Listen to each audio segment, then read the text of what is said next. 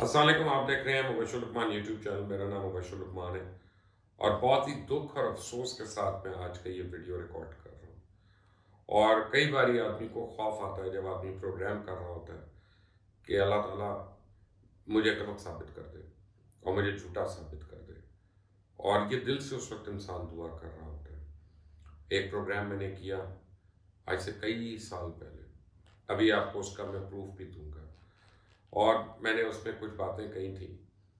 आज अल्लाह ताला ने उनमें से एक बात को सही करके सच साबित कर दिया। मैं तो सच्चा हो गया, लेकिन 5 दर्जन से ज़्यादा लोगों की मौत हो गई उस वजह से। और बड़ा मुश्किल है इसके ऊपर एक फॉलो अप प्रोग्राम करना और ये कहना कि जी मैंने आपको तब ये बताया था, लेकिन बहरहाल वो हमारा काम है। और अगर हर वक्त हमारी जितनी भी कंप्लेंट्स होती हैं उसके ऊपर बजाय ब्लैकमेलर कहने के या मजाक उड़ाने के या कोई तमस्कर उड़ाने के अगर एक्शन हो जाए, तो इस तरह कितनी कीमती जानें जो हैं वो बच सकती हैं। मैं आपको तफसील बता दूं कि पाकिस्तान इंटरनेशनल एयरलाइन के डायरेक्टर इंजीनियरिंग मकसूद अहमद को भी गिरफ्तार कर लिया गया 2-3 घंटे पहले कराची से। और गिरफ्तारी जो है एयरलाइन में सवा 2 अरब रुपए के स्कैंडल की कड़ी है। और FIA ने इसका जो है पर्चा वर्चा भी कर लिया।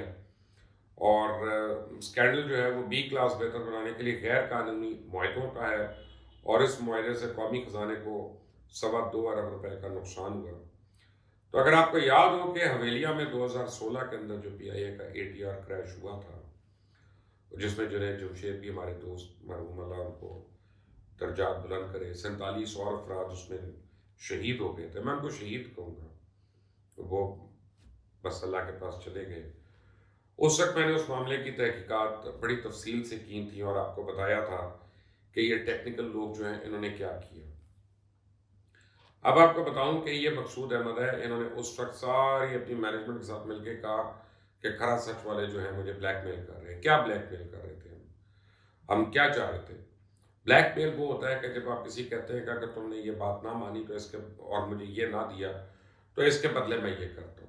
तो वो कौन सी चीज़ थी जो कर रहे थे? वो इंसानी जानों के बचाने की बात हम कर रहे थे। आपको मैं बताऊं कि इस शख्स की कितनी क्रिमिनल एक्टिविटी थी कि ये पैसे बनाने के लिए अपने अपनी एक बोटी के लिए ये पूरी एयरलाइन की इसने जिसे कहते हैं गाय ज़िबा कर दी, इसने वो करके किया, और उस वजह से लोगों की मौत हो गई, वो ATR क्रैश हो गया। आपको मैं रिफ्रेश करता हूँ, साथ साथ मैंने ये नोट्स भी बनाए हुए कि आप एक देखिएगा प्रोग्राम की क्लिप आपको दिखाता हूँ। 4 जनवरी 2015 को खरा सच में ATR जहाज़ों के पुर्जों पे मैंने इंकशाफात किए, और मैंने इसमें अभी भी मुझे याद है, और ये मैं नोट्स में भी है कि मैंने उसका आगाज़ किया था कि अल्लाह करे कि मेरी बात गलत साबित हो जाए, अल्लाह करे कि मेरी रिसर्च गलत साबित हो जाए। और इन अल्फाज से मैंने आगाज़ किया था कि जब PIA के फोकर तैयारों को ATR तैयारों से रिप्लेस किया गया था और ATR की मेंटेनेंस के इश्यूज हमारे पास आए थे। पहले वो क्लिप देखें जरा। दिल ये करता है कि जितनी ये मेरे पास इंफॉर्मेशन है, जितनी मेरे पास रिसर्च है, अल्लाह करे ये सब की सब गलत हो, और अल्लाह करे कि कभी ना कभी ये पता चले कि जनाब ये सब गलत आपकी रिसर्च साबित हुई और ये गफलत नहीं है, आपकी जो है वो लापरवाही थी जो आपको पता ही नहीं चला। काश ऐसा दिन आए, लेकिन fact of the matter is कि आज आपको मैं जो बात बताने लगा हूँ वो इंतहाई खौफनाक है और इंतहाई हौलनाक है।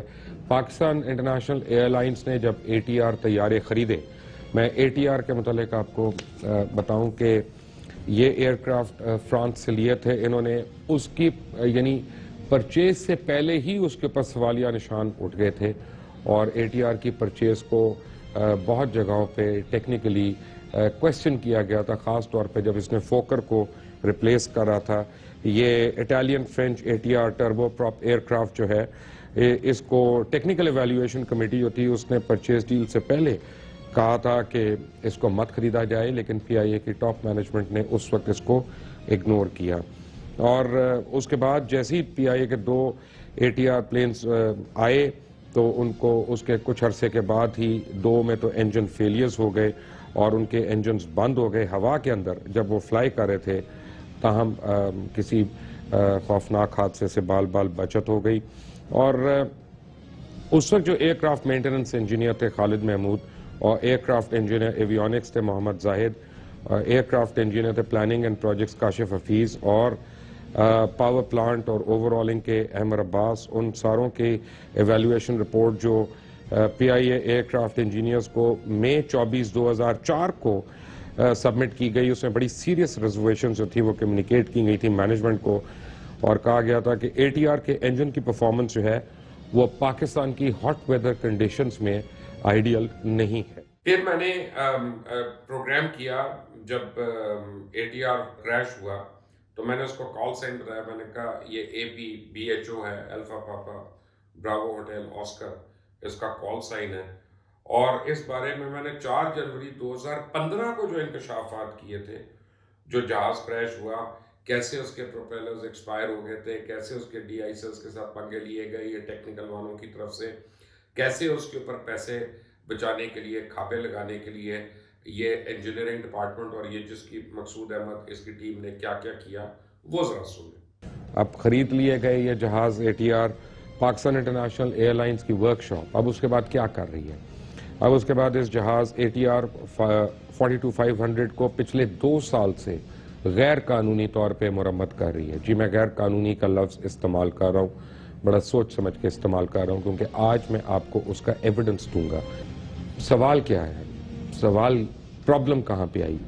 प्रॉब्लम यह है कि इन 5 जहाज़ों के प्रोपेलर ब्लेड्स जो हैं, इनकी मुरम्मत के लिए साजो सामान जो है वो लोकल MQ मास्टर नामी कंपनी से लिया जा रहा है। लोकल कंपनी MQ मास्टर, उससे लिया जा रहा है, जबकि जहाज बनाने वाली कंपनी जो मैन्युफैक्चरिंग कंपनी है उसने मुताद्दिद बार PIA को तंबीह की कि ये नहीं हो सकता, यू कांट डू दैट। और उन्होंने कहा कि दूसरा सामान लगाने से, गैर मयारी सामान लगाने से जहाज गैर महफूज हो सकता है और हो जाएगा, और उसे उड़ाना खतरनाक हो सकता है।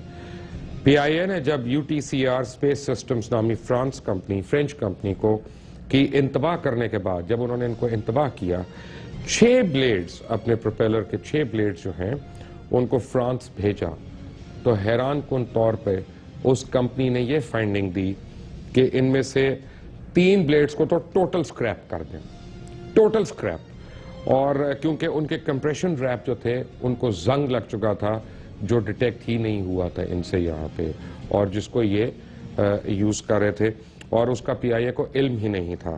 फिर मजीद 3 ब्लेड्स भेजे गए, उनमें से एक जो है उसको स्क्रैप कर दिया गया, और बाकी 2 के मुतालिक आज तक किसी ने पूछने की हिम्मत ही नहीं की कि भाई वापस देने हैं नहीं देने हैं, कि डर से कहीं उसकी भी रिपोर्ट जो है वो कोई और ना आ जाए।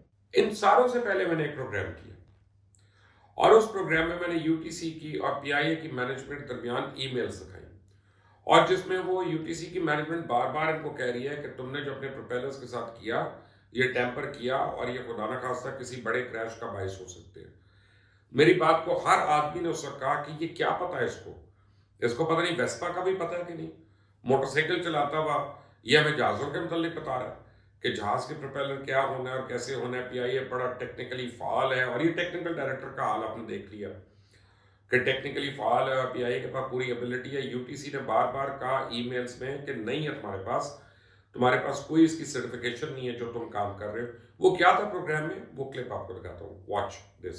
PIA की तरफ से कस्टम्स जो हैं, UTC aerospace systems response centre को एक ईमेल भेजी गई। उसे बताया गया कि ATR एयरक्राफ्ट का प्रोपेलर असेंबली ब्लेड जो है वो डैमेज हुआ है, और FOD यानी ड्यू टू FOD, जिसे आम जुबान में कहा जा सकता है कि तैयारे के ब्लेड से एक परिंदा हिट हुआ है, और उसकी वजह से वो ब्लेड खराब हो गया है। और एरोस्पेस सिस्टम UTC से दरख्वास्त की गई है कि वो कोटेशन भेजें और टाइम का भी अंदाज़ा लगा के बताएं कि किसी ऑपरेशनल डिले के, यानी इसको क्या तैयारी को कितने दिन लगेंगे मुरम्मत होने में, उसकी तस्वीर भेजी गई।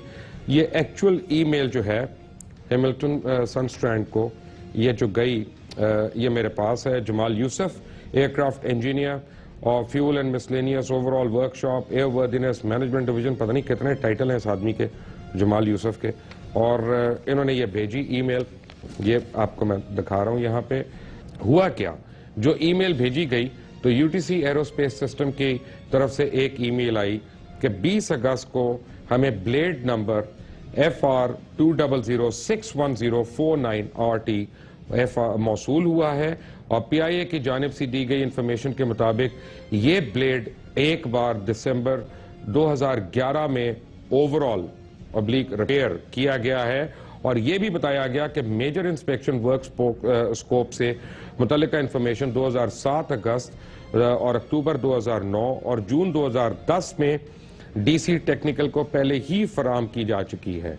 और यह भी याद दहानी कराई कि हमारे आपके ऑपरेटर्स जो सलाहियत नहीं रखते कि वो तमाम वर्क स्कोप पे परफॉर्म कर सकें, जबकि पीआईए ने इस ब्लेड की बहुत सी मेजर इंस्पेक्शंस और रिपेयर का काम खुद किया है, जो कि सिर्फ और सिर्फ अप्रूव्ड रिपेयर सेंटर यूटीएएस रेटियर फेगैक से होना चाहिए था, पीआईए की वर्कशॉप पे नहीं होना चाहिए था। और खास तौर पे यह भी बताया गया कि मेजर इंस्पेक्शन वर्क स्कोप जो है कुछ सेफ्टी कैरेक्टरिस्टिक्स का ख्याल रखा जाता है और अगर ऐसा ना किया जाए तो ब्लेड मुकम्मल तौर पे नाकारा हो जाता है और एक इंतहाई अनसेफ यानी सेफ्टी हैजर्ड जो है उसकी सूरत हाल पैदा होती है, क्योंकि जहाज इम्बैलेंस हो जाता है। और इस मेल के आखिर में उन्होंने लिस्ट मांगी कि हमें उन तमाम ब्लेड्स की लिस्ट भेजें जिसकी इंस्पेक्शन मेजर इंस्पेक्शन पीआईए ने खुद की है और पीआईए इनको मुरम्मत के बाद इस्तेमाल भी कर रहा है। ये आ गई। क्या जवाब मिला उनको? कोई जवाब नहीं मिला। अब क्या किया उन्होंने एक और ईमेल पीआईए को भेजी। यूटीसी एरोस्पेस सिस्टम की तरफ से एक ईमेल पीआईए को एक और बात पर जोर दिया गया कि प्लीज ये एयरक्राफ्ट की सेफ्टी का मसला है, प्लीज आप हमें एक्नॉलेज करें कि पीआईए ने हमारा खत वसूल किया भी है कि नहीं और क्या उनको समझ भी आई है कि नहीं, और हमें मजीद ब्लेड्स की इंफॉर्मेशन भी फराहम करें जो कि पीआईए ने खुद रिपेयर्स की हैं और खुद वो पीआईए के जेर इस्तेमाल हैं। फिर एक और प्लेन था, मैं आपकी जुबान में बता रहा हूँ, एयरलाइन की जुबान में नहीं, BHJ, यानी जो आम अल्फाज में आपको समझ आ जाए, ये उसका कॉल साइन था। उसके डीआईएसएस के बारे में मैंने क्या कहा था कि जब उसकी क्रैश लैंडिंग हुई थी और वो क्या मैंने उस वक्त बताया था, और यही टेक्निकल के हेड जो थे उसको देख रहे थे और उन्होंने मुझे हर बात पे कह रहे थे कि गलत है। यहां तक कि इरफान इलाही, उस वक्त सेक्रेटरी एविएशन जो बाद में आए, उन्होंने एक मीटिंग कराई मेरी और तमाम पीआईए के इंजीनियर्स की, जिसमें ये मकसूद अहमद भी बैठा होता। मैंने उनको कहा इरफान इलाही आज भी जिंदा है, अल्हम्दुलिल्लाह जिंदा है, और अपने करतूत वो भी देख रहे होंगे। मैंने उनको दिखाया, मैंने उनको बताया, मैंने कहा ये सारे झूठ बोल रहे हैं, इन्होंने यहाँ पे पैसे खाए, यहाँ पे पैसे खाए, और ये इन्होंने प्लेन्स की मरम्मत जो है उसमें गलती की। वो मैं क्या कह रहा था, watch that. BHJ bravo Harry Juliet, ये उसका call sign, ATR Lahore airport पे क्रैश हुआ, यानी क्रैश लैंडिंग की इसने। What happened over there? ये जब क्रैश हुआ या क्रैश लैंडिंग की, इसने मुसाफिरों को निकाला गया, जिनमें से गालिबन 12 को उस वक्त मामूली चोटें लगी थी, अल्लाह ताला ने कीमती जानें बचा ली। प्लेन टोटल राइट ऑफ हो गया। आज भी आप लाहौर एयरपोर्ट से अगर टेक ऑफ करेंगे तो आप इसको देख सकते हैं, वहाँ पे ये एक अजीब जो है एफिशिएंसी का नज़ारा पेश कर रहा है। वहाँ पे हुआ क्या था उसकी रिपोर्ट तो सामने नहीं आई, लेकिन अब मैं आपको एक क्या सराई बता रहा हूँ, और वो क्या सराई ये है कि बादल थे, बारिश हो रही थी, बड़ा उस वक्त ऊपर कोल्ड क्लाइमेट था। प्लेन ऊपर से जब आ रहा था उसके डीआईसर जो था वो फंक्शन नहीं कर रहा था, और वो फंक्शन नहीं कर रहा था और उसको प्रॉब्लम हुई आइसिंग की वजह से, और उसकी लैंडिंग जो थी वो एब्रप्ट हो गई और वो रनवे से मूव कर गया। लैंडिंग गियर का प्रॉब्लम हो गया, वो नहीं खुला। ये डीआईसर जो है ना, ये बड़ी एक इंटरेस्टिंग चीज़ है। मैं आपको बताऊं, ये पूरा एक लाइन ऑफ कंपोनेंट्स है। आपकी स्क्रीन पे मैं दिखाता हूँ, कोशिश करता हूँ आपको मैं किसी तरह दिखाऊं इसको, कि ये प्रोपेलर्स के अंदर लगा होता है और ये डी आइसिंग बूट्स होते हैं जो प्रोपेलर्स के अंदर लगे होते हैं, और ये आपको डिटरमिन करते हैं डिजायर्ड हीटर टेम्परेचर, उसका रेजिस्टेंस कॉरस्पॉन्डिंग है टू डिजायर्ड टेम्परेचर, फिर पावर हीटर है until desired resistance is achieved. तो ना ये पूरा उसका एक बैलेंस है प्रोपेलर्स का जो ये क्रिएट कर रहे होते हैं। ये बर्फ नहीं जमने देता, यानी आम जुबान में परों के ऊपर। लेकिन आप ये PIA का एक प्रोपेलर देखें, ये मैं आपको दिखाता हूँ ATR का एक प्रोपेलर, ये आपकी स्क्रीन पे, इसके अंदर ये नहीं, ये वाला जो है इस पे बर्फ लगी हुई है और वो नजर आ रही है वहाँ पे। डी-आइसिंग ऑब्वियसली ये प्रॉपर नहीं हुई है और डी-आइसर काम नहीं कर रहा था।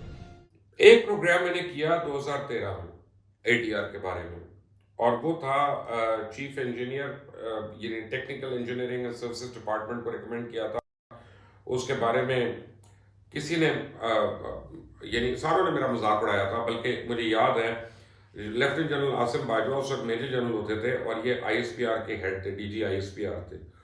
तो इन्होंने मुझे बुलवाया स्पेशली वहाँ पे ISPR के ऑफिस में, और उन्होंने कहा कि भाई आप ये प्रोग्राम्स कर रहे हैं सिविल एविएशन और PIA के खिलाफ आप कर रहे हैं, देखें तो वो सर्विसेज वाले लोग हैं, एयरफोर्स वाले लोग हैं। मैंने कहा जनरल साहब ये पैसे खा रहे हैं।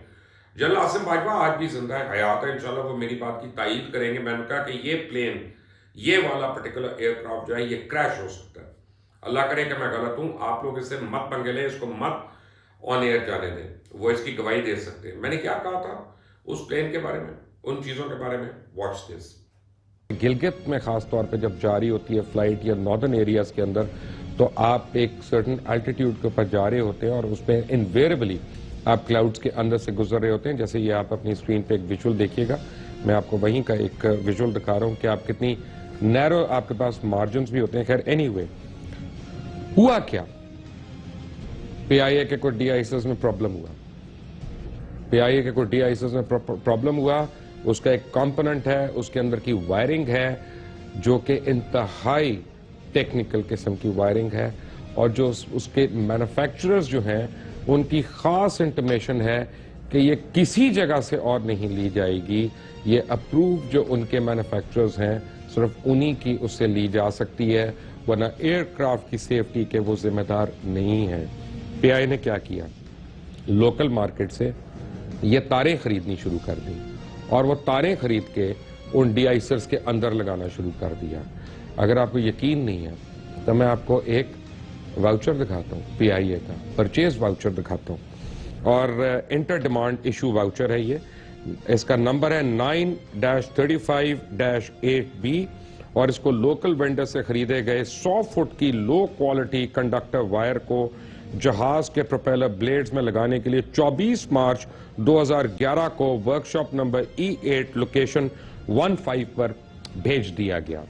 मैं आपको लोकेशन भी बता रहा हूं, वर्कशॉप भी बता रहा हूं, सिर्फ जनरल बात नहीं कर रहा हूं। फिर क्या हुआ कि PIA का लेटर, एक इंटरनल रिक्वेजिशन नंबर उसका 00074988, जिसमें PIA के जहाज ATR 42500 के प्रोपेलर की डी-आइसिंग कंडक्टर की खरीदारी के लिए एक लोकल कंपनी MQ मास्टर को जनरल मैनेजर परचेजेस की जानिब से 2 फरवरी 2011 को परचेज ऑर्डर जारी किया गया। वो परचेज ऑर्डर मैं कोशिश करता हूं आपकी स्क्रीन पे भी दिखाऊं, वरना मेरे पास पड़ा है, अगर कैमरामैन इसको जूम कर सकें तो ये मेरे पास पूरा परचेज ऑर्डर है, उसका वो जनरल मैनेजर परचेज की जानिब से जो इशू किया गया। वैसे ये जनरल मैनेजर भी दोबारा से इशू होना चाहिए कोई, जिस तरह का उसने परचेज ऑर्डर बनाया। और इसमें क्या किया कि 100 फुट की सिंगल कंडक्टर का रोल सिर्फ $36 में खरीदा गया और यूं लाखों रुपए बचाने की गरज से सिर्फ 3,440 रुपए में काम हो गया, लेकिन हजारों जानों को दाव पे लगा दिया। PIA की, और टेक्निकली ये सारे ग्राउंड हो सकते हैं इन हरकतों की वजह से, और होने चाहिए बाय द वे, जब तक जो मैन्युफैक्चरर है वो और FAA फेडरल एविएशन अथॉरिटी उनको फिट फॉर फ्लाइंग नहीं डिक्लेयर करती। लेकिन टेक्निकल सर्विसेज इंजीनियरिंग जो है PIA की, उनकी जानिब से मार्च 2013 को जब प्रोपेलर शॉप की स्पॉट चेकिंग की गई तो चीफ इंजीनियर ने अपनी ऑब्जर्वेशंस लिखी, जिसमें कहा गया, ये PIA के चीफ इंजीनियर की ऑब्जर्वेशंस हैं जी, मेरी नहीं है, करा सच की टीम की नहीं है।